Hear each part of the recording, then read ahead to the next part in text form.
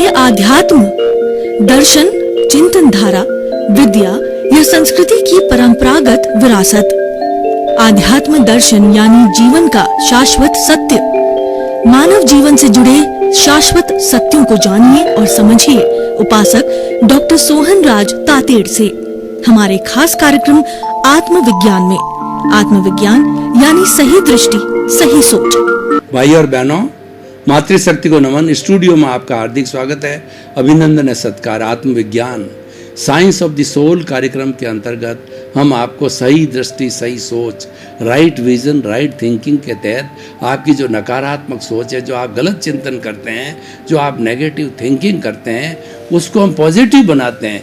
कैसे पॉजिटिव बनाते हैं? हम आपको सूत्र देते हैं, थिंक पॉजिटिव। तो जो ही आपने पॉजिटिव सोचना चालू किया तो बी पॉजिटिव, आप पॉजिटिव हो जाते हो। तो इसलिए थिंक पॉजिटिव, डू पॉजिटिव।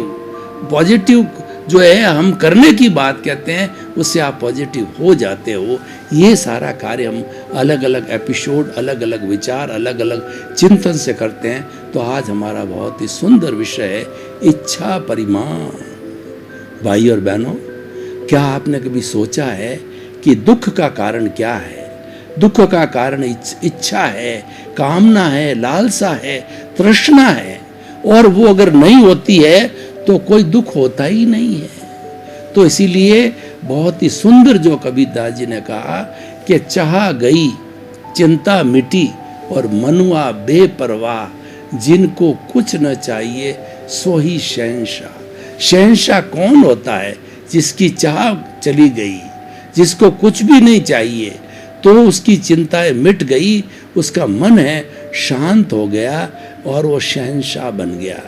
जो फक्कड़ लोग होते हैं, सन्यासी लोग होते हैं, वो किसी राजा की, किसी मिनिस्टर की कोई भी परवाह नहीं करते हैं। बड़ा से बड़ा कुबेरपति और बड़ा से बड़ा राजा भी जो है वो सन्यासी के पैरों के अंदर नतमस्तक होता है। भारत का राष्ट्रपति भी उसके पैरों में नतमस्तक होता है। क्यों होता है? कि त्याग को नमन है। जो इच्छा परिमाण करते हैं, जो अपनी इच्छाओं का त्याग कर देते हैं, वो अपनी कामनाओं को छोड़ देते हैं, उनको नमन किया जाता है। और इच्छाएं जो है आकाश के समान अनंत है। इतनी मनुष्य की इच्छाएं हैं। आप देखिए, मैं इसको नीड और ग्रीड के हिसाब से जो है वो आपको इसको समाहित करना चाहता हूँ कि व्यक्ति का शरीर है, उसका जो परिवार है, उसका समाज है, और उसके घर पे अतिथि देवो भव, कोई अतिथि भी आ जाता है, मेहमान भी आ जाता है, देश भी है, और उस पर 4 तरह के ऋण हैं। देव ऋण, दूसरा पितृ ऋण, गुरु ऋण और समाज ऋण। इन सब ऋण को उतारने के लिए तन की सेवा, मन की सेवा, धन की सेवा, यानी उसको जो है कुछ न कुछ जो है अपने पास रखना होता है, जब जाकर के ये कर्जा उतरता है।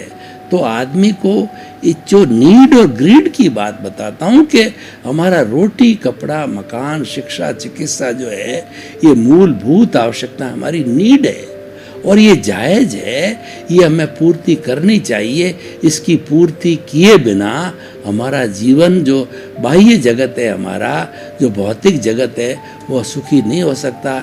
हमारे परिवार का भौतिक जगत भी सुखी नहीं हो सकता है। तो वो तो जरूरी है, इसीलिए वो नीड है। पुराने ज़माने के अंदर कार जो है वह विलासिता गिनी जाती थी, मोबाइल विलासिता गिनी जाती थी। आजकल जो समय बदला है तो इसकी नीड होने लगी। तो एक परिवार के लिए एक कार नीड है, हर एक के लिए एक मोबाइल भी नीड है। तो ये हमारी नीड है। और ग्रीड क्या है? आपको आवश्यकता एक मकान की है, आपने 10 मकान खड़े कर दिए। आपको सालाना जो है वो 5 ड्रेसों, 10 ड्रेसों की आवश्यकता ही, आपने 100 ड्रेसें सिलवा दी, 100 जूते सिलवा दिए।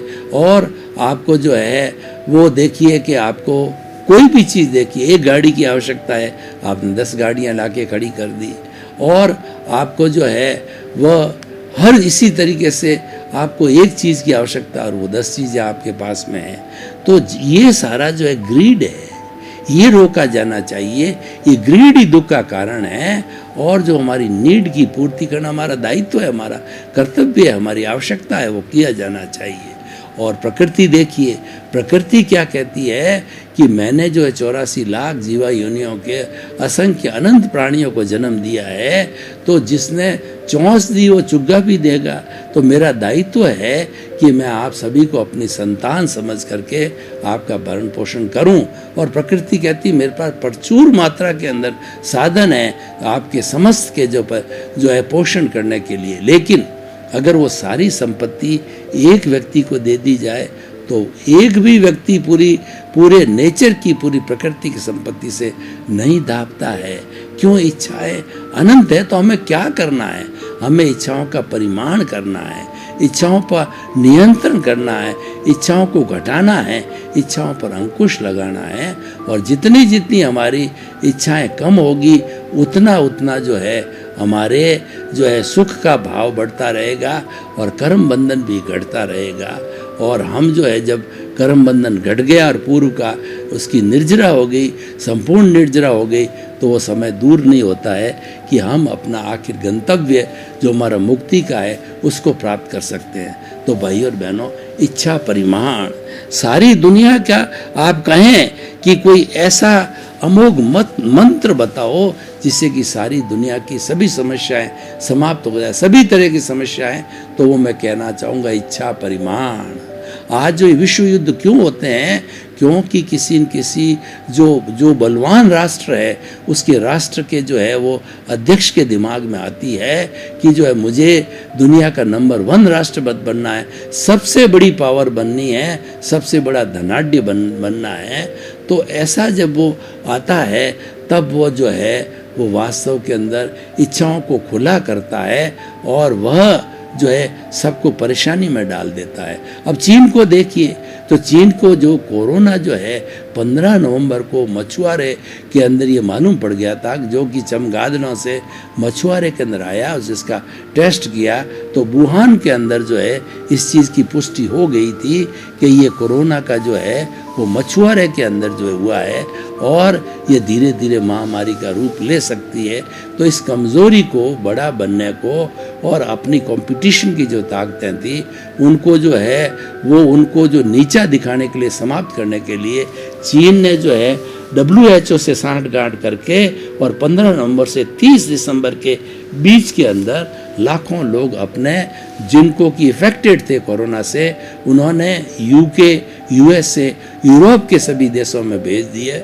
और वो इटली वगैरह है जो है सारा सब जगह जो है UK के अंदर, अमेरिका के अंदर लाखों लोगों की, ऑस्ट्रेलिया में लाखों लोगों की वहाँ पे जो है संक्रमण का रोग है, ये मनुष्य टू मनुष्य फैल गया।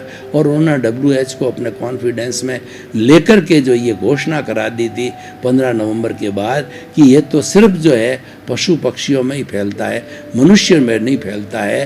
तो उसकी बात को सत्य मानते हुए महीना, लगभग 1.5 महीना जो है पूरा संसार जो है वह अनभिज्ञ रहा। उतने पीरियड के अंदर जो इन्होंने पूरे विश्व के अंदर फैला दिया और धीरे धीरे सभी देशों में यह जो कोरोना फैल गया, ये क्या था? ये इन्होंने अपनी इच्छाओं को बढ़ाया। चीन ने चाहा कि विश्व का नंबर 1 बन जाऊं और विश्व का आर्थिक दृष्टि से और साम्राज्य की दृष्टि से और बल की दृष्टि से नंबर 1 बन जाऊं। इच्छा परिमाण नहीं किया तो आज कोरोना पूरे विश्व के अंदर कई तरह का कहर ढा रहा है। लाखों करोड़ों लोगों की मृत्यु हो गई और होती जा रही है। डेली जो है नए कोरोना के मरीज आते हैं क्योंकि ये संक्रमण है, ये फैलता रहता है। और कितने ही प्रयत्न किए जाएं तो प्रयत्न करने के बाद भी संक्रमण के कारण ये फैलता रहता है। तो भाई और बहनों, हम जो बात कर रहे थे इच्छा परिमाण की, कि आप तो इच्छाओं पे अंकुश लगाओ, तो इच्छाओं पर अंकुश हम कैसे लगावें ये हमें देखना पड़ेगा। उसके लिए कुछ सूत्र हमें ध्यान में रखने पड़ेंगे। वो सूत्र ये है कि simple living and high thinking. आप सादगी का जीवन जियो, अपनी रिक्वायरमेंट्स को कम कर दो। कपड़े की, रोटी कपड़ा, मकान, शिक्षा, चिकित्सा, जो बेसिक चीज़ें हैं उनकी जो बेयर मिनिमम जो रिक्वायरमेंट्स है वो करो। तो आपका इच्छा का परिमाण हो जाएगा। रिक्वायरमेंट्स को घटाना ही इच्छा परिमाण है। आज हमारी बहनों को देखिए, वो लिपस्टिक और कितने प्रसाधन की सामग्री है और कितने कितने जो कोमल बालों वाले वो बैग खरीदी। क्या आपने सोचा है ये सारी चीज़ जो है पशु पक्षियों की जो है वो उनके कलेजे से, उनके जो खून से और उनके ब्लड से और उनके शरीर से ये चीज़ें आती है, तो कितनी बड़ी हिंसा है। लोग देखिए मांसाहारी होते हैं लोग, तो मनुष्य को ईश्वर ने मांसाहार बनाया ही नहीं। उसकी जो छोटी आंत है, उसका ड्यूडोनम है और उसकी बड़ी आंत है, ये मांसाहार के उपयुक्त है ही नहीं है। ये तो शाकाहार के लिए उपयुक्त है। 6 मीटर लंबी छोटी आंत और जो 2 मीटर लंबी जो है बड़ी आंत और जो है 1 मीटर लंबा हमारा ड्यूडोनम, यानी जो हमारा जो आमाशय है। तो हमको तो ये जो धीरे धीरे जो पचा करके खाना, ये शाकाहार के लिए है। और जो वाइल्ड एनिमल होती है, उनकी टोटली जो है 2-3 इंच की लंबी जो है आंत होती है, 4 फुट की होती है। यानी उनका तो भोजन ही जो है वो मांसाहार है। उसके उनके दांत भी इतने तीखे होते हैं जितने हमारे मनुष्यों के नहीं होते हैं। तो उनका तो भोजन ही मांसाहार है। हमारा भोजन शाकाहार है, हमारा भोजन मांसाहार नहीं है। तो भारत ने हमेशा लीड ली है और भारत एक विश्व के अंदर अकेले ही ऐसा देश था जो शाकाहारी था, लेकिन हम धीरे धीरे भूल गए। आज बड़े खेद के साथ कहना पड़ रहा है कि भारतवर्ष जो शाकाहार प्योरली देश था विश्व के अंदर, तो अब वो है धीरे धीरे मांसाहार की ओर तेज स्पीड से बढ़ रहा है। आज 50% से अधिक लोग भारतवर्ष के अंदर मांसाहारी है। और उसके साथ साथ देखिए कि जो फूड का जो आइडियल है जैन फूड, इसके लिए देखो कि हम विदेश के किसी भी कोने के अंदर जाएं, हम चाहे प्लेन में हो चाहे जो विदेश की किसी भी होटल में, और हम जैन फूड कहते हैं तो हम बिना प्याज और लहसुन के और आलू के हमें भोजन दिया जाता है। यानी आज जैन जो भोजन है वो प्योर शाकाहार है और इसको बहुत महत्व दिया गया है। और इसके आधार पर आज सैकड़ों लाखों करोड़ों जो है लोग हैं वो शाकाहारी बन गए, क्योंकि उन्होंने दुष्परिणाम देखा कि इस मांसाहार के खाने से जो है हम मांसाहारी जैसी हमारी थिंकिंग्स हो जाती है और पंचेंद्रिय वध करना पाप का कारण। हम 7वीं नारकी को इनवाइट कर रहे हो और उसके साथ साथ के अंदर जो शाकाहार है वही हमारा भोजन है। तो इसीलिए आज जो है ये प्रवृत्ति बढ़ रही है और जैन की जो जैन फूड है उसकी बहुत प्रशंसा की जा रही है। और वो ऐसा फूड है जो कि सात्विक है और वो रजस तमस वाला नहीं है, वो वात पित्त कफ को जो है नियोजित करने वाला होता है। तो भाई और बहनों, हम जो बताना चाह रहे हैं इच्छा परिमाण, इच्छाओं को घटाने का दूसरा सूत्र ये है कि जो है आप जो है प्रकृति के करीब रहो। हमारी जो है वो इच्छाएं कम कब होगी, हम प्रकृति के करीब रहेंगे, प्रकृति से लकड़ी का उपयोग कर देंगे और प्रकृति से जो है हम अपनी प्राण ऊर्जा का उपयोग करते रहेंगे, बीमार नहीं पड़ेंगे। और प्रकृति के जितने फल फ्रूट वगैरह है उन सब साधना का उपयोग करना पड़ेगा। तो हमको रोटी कम पकानी पड़ेगी, वो सुपाच्य रहेंगे। तो प्रकृति के करीब रहने से सबसे पहले हमारा स्वास्थ्य अच्छा रहता है और प्रकृति के करीब रहने से जो प्रकृति की जो खाद्य सामग्री है वो प्योर रूप के अंदर हमको प्राप्त होती है, वरना हमको मार्केट से लानी पड़ती है। वो शुद्धता है वो प्रकृति के भीतर ही है। तो इसीलिए हमें प्रकृति के साथ रहना चाहिए, हमारा जीवन प्राकृतिक होना चाहिए।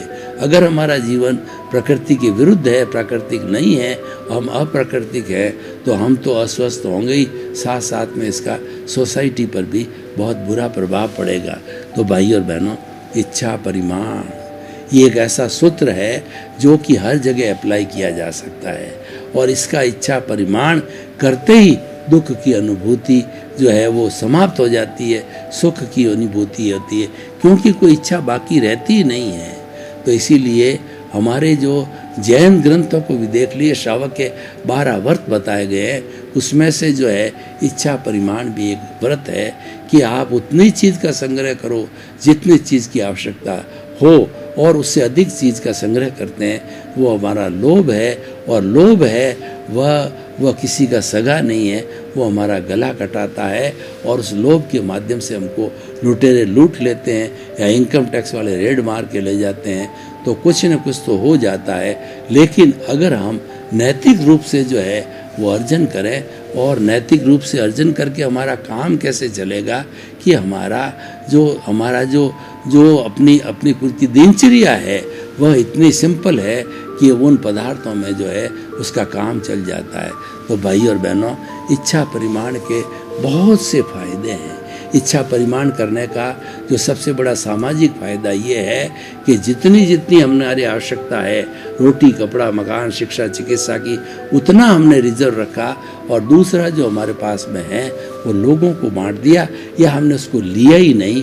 तो न लेने के कारण जो आप देखिए कि जो हमारा समाज के दूसरे लोग हैं, उन लोगों को वो चीज़ मिलती है, वो मुहैया होती है, और वो लोग प्रसन्न होते हैं। इसीलिए मैं परस्परोग्रो जीवानाम, हमारी ये जो धारणा है इच्छा परिमाण है, हमको क्या निष्पत्ति देती है?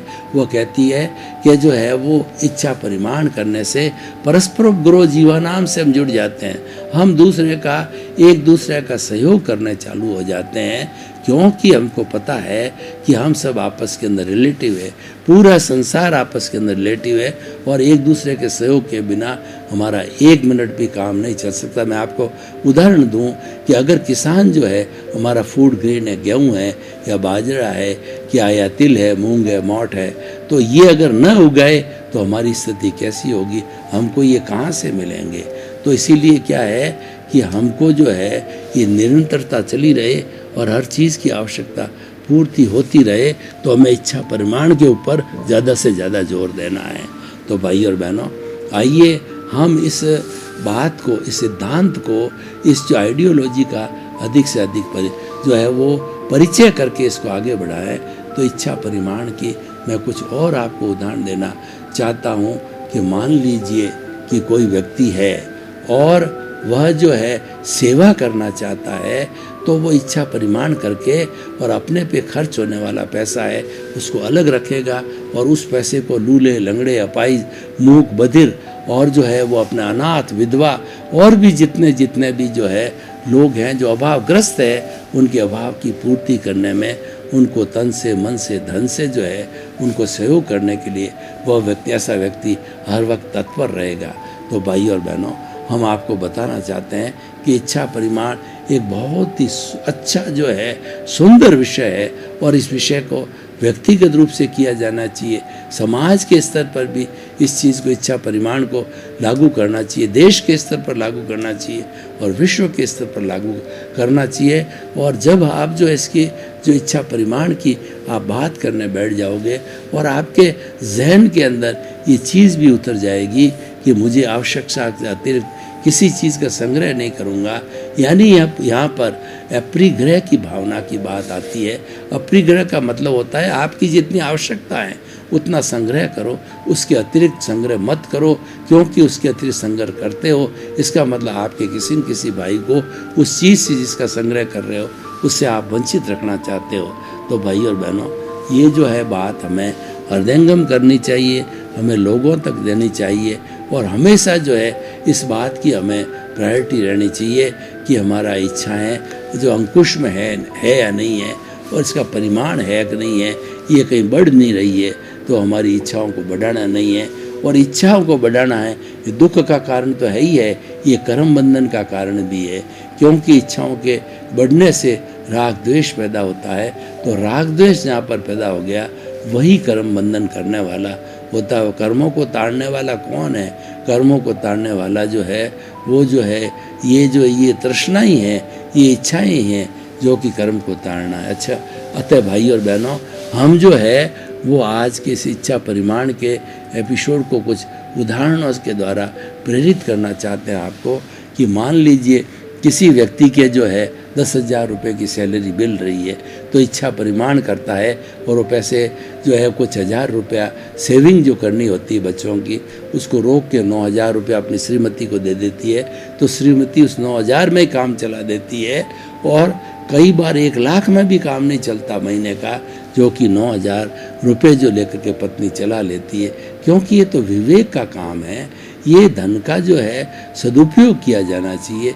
ये विवेक से जुड़ी हुई बात है, और विवेक हमारा जो है विवेक धम्मम, ये विवेक ही धर्म है, ये इंट्यूशनल है, ये शब्दातीत है, ये इंद्रियातीत है, उसका उपयोग किया जाना चाहिए। तो भाई और बहनों, हम जो है आज इस एपिसोड को जो है ओपन टू द ऑडियंस करते हैं, तो लोगों के सुझाव और जो है लोगों के सुझाव और लोगों के जो है किस तरीके से ये हमारा रिलेवेंट है, इसकी क्या उपयोगिता है, इस सब को समझने के लिए हम लोगों की बात सुनते हैं, तो हमको बड़ा आह्लाद की अनुभूति होती है कि हमने अगर मान लो इच्छा को परिमाण किया, तो उसके साथ ही हमारा जो कुछ भी बचता है हम लोगों में आराम से सेवा भावना के अंदर बांट सकते हैं, और वही मानव जीवन का सार है।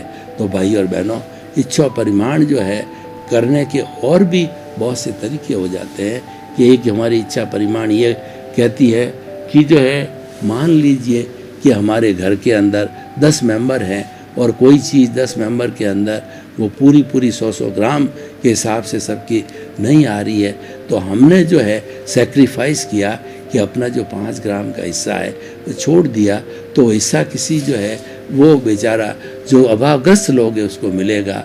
आप जो है मोहम्मदन लोगों को देखो कि वहाँ तो ऑलरेडी गीता में कहा गया खैरात बांटने वाली बात होती है, यानी जो अभावग्रस्त लोग हैं उनको 2-2.5% अपनी आत्मा का होता है, वो अपनी अपनी खुद की आमदनी का होता है, वो सब है वैरागी लोगों को बांट दिया जाता है, क्योंकि इच्छा परिमाण है। इच्छा परिमाण का एक बहुत सुंदर उदाहरण मैं आपके सामने प्रस्तुत करना चाहता हूँ कि बिल गेट्स जो अभी वर्तमान के अंदर अमेरिका में हैं, वो विश्व के सबसे धनाढ्य व्यक्ति है, और उनके जो है वो धनाढ्य व्यक्ति उनको उनकी इतनी बड़ी इनकम है कि वो 1 या 2% अपने इच्छा परिमाण करते हुए अपने के लिए रखते हुए शेष जो है 97-98% वो जो चैरिटेबल ट्रस्ट उनके बने हुए हैं उसके अंदर डाल देते हैं। उससे जो है लूले लंगड़े अपाइज मूक बधिर अनाथ और विधवा जैसे जो है वो इन लोगों का उपयोग होता है, और वो इनसे लाभान्वित होते हैं। तो भाई और बहनों, इच्छा परिमाण की हम बात कहते हैं तो हमें हमेशा ध्यान रखना चाहिए कि चैरिटी बिगिंस फ्रॉम होम। हम किसी से बात करें तो पहले आप इच्छा का परिमाण करके आगे बढ़ो, क्योंकि जो व्यक्ति जो है इच्छा का परिमाण करता है वो हमेशा सबसे बड़ा लाभ उसको ये मिलता है, उसको सुख की अनुभूति होती है, वो दुख में से भी सुख निकाल देता है और उसको शाश्वत सुख मिलता है, कभी भी दुख की प्राप्ति नहीं होती है।